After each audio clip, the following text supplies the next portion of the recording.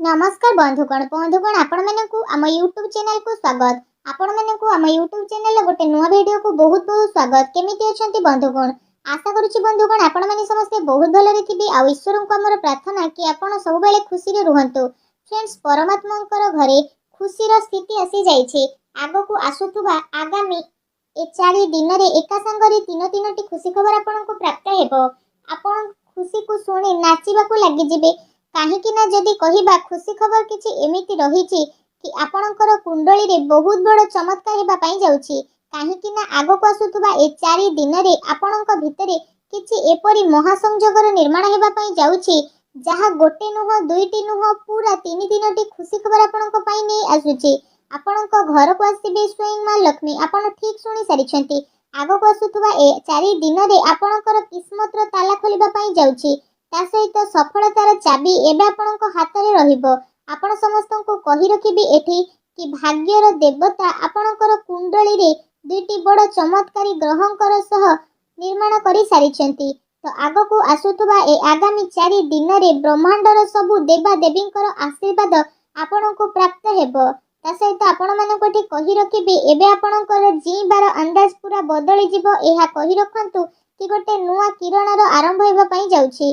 आपणकर जे काम मझिरे मझिरे अटकी कि रहुतुला, आपणकर जीवन काल रे बहुत अधिक असुविधा देखुथिले, एबे आपणकर अटकी थिबा कार्य पूर्ण हेबो। ता सहित आपणक जीवनर सब समस्या मध्ये दूर होई जिवो। आपणकर सब कार्य एबे बदलिबा को जाउछि। अन्य सामना रे आपण हाथ आदो भी आउ देखंतु नाही। कारण जदि कहिबा आपणक जीवन संपूर्ण भाबरे जेहेतु बदलिबो, तो लोक आपणक पाखरु परामर्श नेबा को आसीबे। केवल निज जीवन काल रे कोन करिसंती, आपणक किस्मत कोन रहितला से सब विषय भाबंतु कि लोकन को विश्वास हेबनी कि आपण कोन करूछंती। बस एतिकी कथार ध्यान रखिबार अछि कि वीडियो रे हम आपण मानकु कहबा पई जाउछु। किंतु एहा पूर्वरु जदि आपण महादेवंकर सच्चा भक्त तो वीडियो को गोटे लाइक निहाती भाबरे करंतु।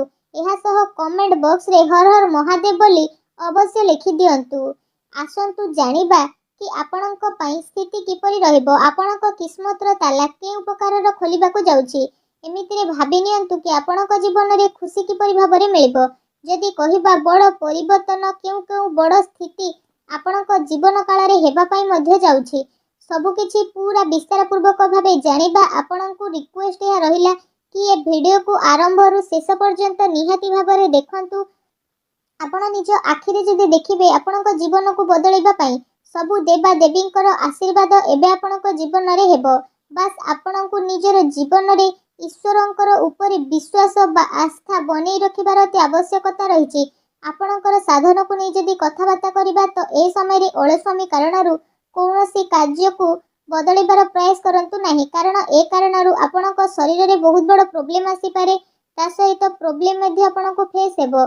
भूल कथार प्रयोग आपण आदु करंतु नाही। आपणकर भूल बुझाबणा मध्ये उत्पन्न होई पारे। ता सहित आपणक पई जे समय रहिबो आपणकर कड़ा परिश्रमर फल आपणको मिलिबा पई जाउछि। ता सहित आपण मानकटी कहि रखिबु आपणक जीवन रे किछि समय रु चाली आसुथबा उत्थान पतनर स्थिति रहिछि। एठी आपणको साहस बनिबार स्थिति बनिबा जीवनर सबुठु बड़ स्थिति रहउछि। आपणको ए सबरु सिखिबार रहिछि। भूतकाल जदि कहिबा शिक्षार अपेक्षा आदु करंतु नाही, तेबे भविष्यत रे आपण परेशानी रु बंची मध्ये पारिबे। जरूरतमंद बा असहाय लोकंकर सहाय्य आपण निहाती भाबरे करंतु। एपरि करिबा द्वारा आपण ठीक रास्ता रे चाली मध्ये पारिबे।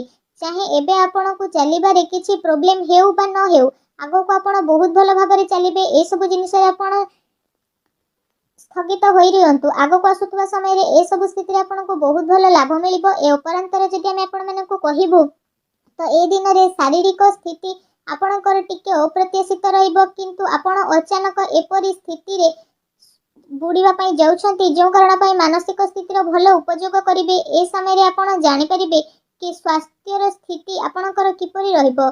कारण आपण आपणकर स्वास्थ्य रे प्रॉब्लम हेबा कारणरु निजर मानसिक स्थिति कारणरु निजर निर्धारित समय रे स्थिति को परिवर्तन करि परिबे। जो कारण पई आपण को काफी अधिक खुशी मिलिबो। आपण एपरि किछि लोकंक सह मिसिबे जहा द्वारा आपण लंबा समय रु अपेक्षा बा इंतजार करि रहितले। अर्थात आपणकर दिल आ दिमाग मध्ये खुशी होई जिवो। बहुत समय रु ए स्थिति आपणकर रहितला कि आपण कोन करिवे कोन करिवेनी, ପ୍ରେମର ସ୍ଥିତି ମଧ୍ୟ ଆପଣଙ୍କର ବହୁତ ଭଲ ରହିବ। ଆପଣ ସେ ସବୁ ବ୍ୟକ୍ତିଙ୍କ ଭିତରେ ଭାବିକି ଆଗକୁ ମଧ୍ୟ ବଢ଼ିବେ। ତା ସହିତ ଧୈର୍ଯ୍ୟର ସହିତ ଆପଣ ଆପଣଙ୍କର ଭାବନାର ସହ ଆଗକୁ ମଧ୍ୟ ବଢ଼ିବେ। ଏ ବଦଳୁଥିବା କ୍ୟାରିୟର ଆପଣଙ୍କ କ୍ୟାରିୟରରେ ଏହା ସଂକେତ ପ୍ରଦାନ କରୁଛି କି ଆପଣଙ୍କୁ ଆପଣଙ୍କ ଜୀବନ କାଳରେ ବହୁତ ବଡ଼ ପରିବର୍ତ୍ତନ ଦେଖିବା ପାଇଁ ମିଳିବ।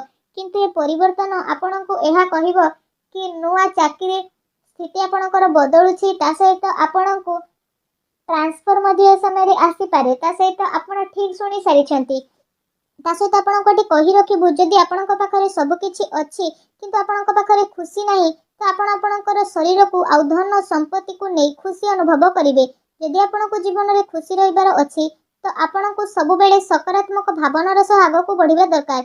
ନିଜ ଜୀବନରେ ସବୁବେଳେ ନିଜକୁ ଖୁସିପୂର୍ଣ୍ଣ ରଖିବା ପାଇଁ ଅନ୍ୟର ପ୍ରଶଂସା କରିବାର ଆବଶ୍ୟକତା ରହିଛି।